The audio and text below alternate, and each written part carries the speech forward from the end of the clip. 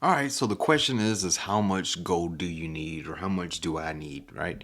It's a question that I get quite often, and I think the certain conditions that are going on right now is just exasperating it a little bit more.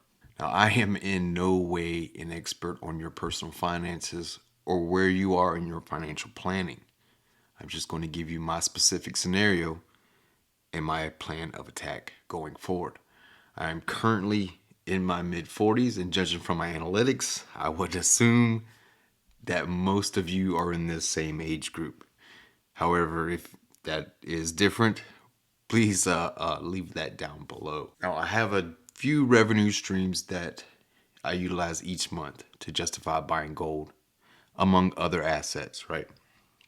Whether it is stocks or whether it is crypto. I know that's a touchy subject. But for the most part, most of my purchases come in the form of my 401k contributions until I max them out for the year. And then, along with my brokerage account that I add to every time I get paid. Those are the current assets outside of gold and precious metals that I buy every month without fail. Now, the rest of my income either goes to mortgage, right? Or it goes into precious metals. So, again, how much is enough? How much gold do you need, or how much is enough? And again, it varies from person to person. I have no idea what your personal finances entails. I have no idea of your budget. All I can do is give you my plan, right? So I have a goal of buying a minimum of 3 ounces each and every year. Now, depending on what spot price is doing, that's going to vary, right? It's going to average in more or it's going to average in less. Each year over the next 20 years, that's what I plan on buying, is at minimum 3 ounces of gold. The higher the gold prices go, the more I slow down. And the lower gold prices go, the more I speed up. Hence the average. At a bare minimum over the next 20 years, that puts me at least 60 ounces of gold, depending what the end goal will be and how high spot price takes us is difficult to foresee, especially right now. I generally don't do price predictions, nor do I care for them either, to be quite honest with you. I just plan a budget and I buy accordingly. That's the easiest thing that I can tell you. Now, normally each and every month, I do buy specific things. Okay, I buy Apple each and every month. There's several reasons for that. If you would like a different video on that, please leave a comment down below. I would love to elaborate more on so as to why I buy them each and every month. And I also buy indexes like the VOO and the VTI. It's because those are stable, and I believe in putting a little bit of cash flow into those two indexes. I also like to keep some capital aside for emergencies, or say a crypto crash of 30% or more, which would trigger me personally into buying more crypto if that does happen. So over the next 20 years, I plan on having a minimum of 60 ounces and a maximum of 150. I think that is well in my range and is a very broad range that I think is very humbling when you look at what is possible.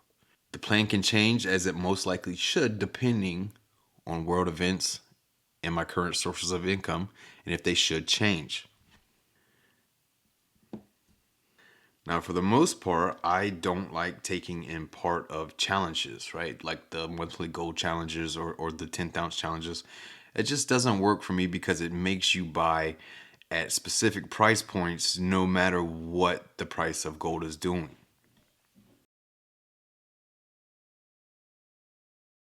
Now, I do, however, like to dollar cost average, as I think that makes a little bit more sense.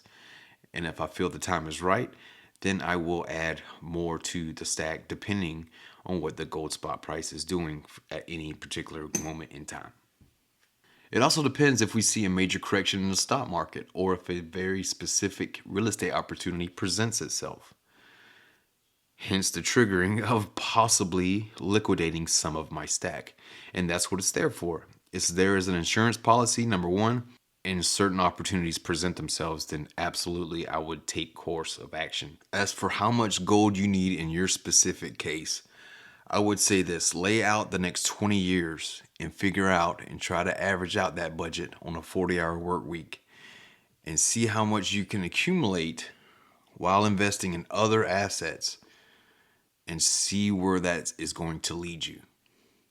Now, if you are interested in a video about silver in the same aspect, I could definitely make that video, but I feel that it is for different reasons why I would buy silver or why mostly other people do buy silver, because people buy silver for all kinds of reasons. And there's way too many of them to specify in just this video. Me personally, I think having a little bit of both metals is extremely important. Some would argue that having just silver alone is the most important thing that you can do. I disagree. I believe having a specific ratio that works best on your budget in the way that you can accumulate as much as possible for as cheap as possible is the best possible outcome that you will come to if you put the numbers on paper and you figure it out yourself. I think you will come to the same conclusion that I have, that a specific ratio is going to work best for you according to your timeline. That's the most important thing, is your specific timeline. You can go off of guys like me who are giving you a range based off of my age and my retirement goals, or you can jot it all down, put pen to paper, and figure out a plan that really works best for you. And I think you will come to a better conclusion than anyone is giving you based off of their own resources and their own budgets. Well, that's going to do it today, guys. I hope this helps you. I know I have been getting bombarded with a lot of these questions lately, and I want to say thank you for those questions. It really means a lot, but this is just the way that I'm going about doing things. This may differ from you. I know a lot of you guys absolutely hate cryptocurrencies. I'm not too fond of them myself, but to be quite honest with you, Bitcoin, okay, the people that buy Bitcoin for a specific reason pretty much have that same mentality when it comes to buying gold. It's just in a different form. It's just a different asset class, and it needs to be treated differently. We get those comparisons from them all the time that Bitcoin is digital gold, and I disagree. It's its own asset. All right, well, that's going to do it for today, guys. Remember to like, comment, and subscribe. Keep grinding on your stack.